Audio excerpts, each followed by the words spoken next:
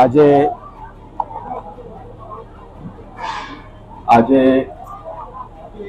આષાઢ શુક્લ સપ્તમી નો દિવસ છે અને આજનો દિવસ તાપીજીનો જયંતીનો દિવસ કહેવાય છે। આજે આપણે આષાઢ શુક્લ સપ્તમીને તાપી જયંતી તરીકે મનાવીએ છીએ। તાપીજીના મહાત્મ્ય વિશે શાસ્ત્રોમાં ઘણું બધું કીધું છે અને આપણા શાસ્ત્રોમાં એમ કીધું છે કે જ્યારે આ ભૂતલના ઉપર ગંગાજી નતા, નર્મદાજી નતા અથવા તો સરયુ વગેરે નદીઓ પણ જ્યારે નથી ત્યારે આ તાપીજીનું આગમન આ પૃથ્વી મંડળ પર થયેલું અને સૌ નદીઓમાં સૌથી પ્રાચીન તમા નદી આ તાપીજી છે, જે 21 કલ્પ પહેલાથી આ પૃથ્વીના ઉપર પ્રવાહિત થાય છે।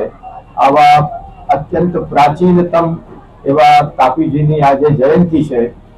આપણું સુરત શહેર આ તાપીજીના તટના ઉપર જ વસેલું છે અને તાપીજીનું જલ, જો કે અત્યારે આપણે જ્યારે આ જલના દર્શન કરીએ છીએ ત્યારે મનની અંદર બહુ ખેદ થાય છે, પરંતુ આ સુરતનું જીવન એ તાપીનું જલ જ રહેલું અને આમે પણ જલ એ જીવન છે।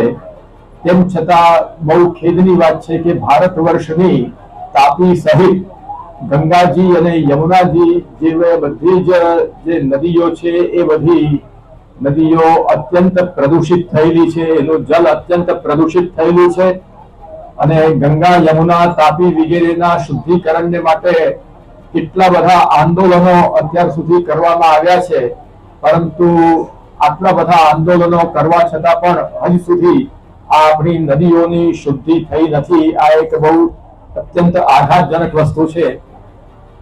આષાઢ માસમાં તાપીજીના જલનું સ્નાન કરવાનું બહુ મહાત્મ્ય છે। તેમાં પણ આજે સપ્તમીએ વિશેષ યોગ પ્રાપ્ત થાય છે અને તે દિવસે તાપીમાં સ્નાન કરવું જોઈએ, પરંતુ તાપીના જલ આગળ જઈએ તો આચમન પણ કરી શકાય નહીં એવી સ્થિતિ છે।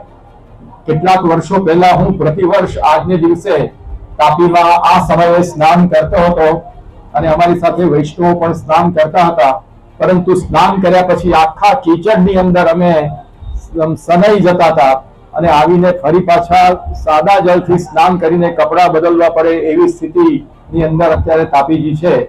ખરેખર આ તાપીનું પ્રદૂષણ દૂર થવું જોઈએ। આમાં બધા કેમિકલો નાખે છે અને દરેક રીતે આને પ્રદૂષિત કરી રહ્યા છે। નદીઓને આપણે આપણા જીવનને આપણે ટૂંકાવી રહ્યા છીએ, કારણ કે જલ એ જીવન છે અને જલની શુદ્ધિ નહીં હોય એમ લોકોનું માનવું છે। એક દિવસ એવો આવશે કે પાણીને માટે વિશ્વ યુદ્ધ થશે, લોકો પાણીને માટે એકબીજાને મારશે એવી પરિસ્થિતિ આવશે।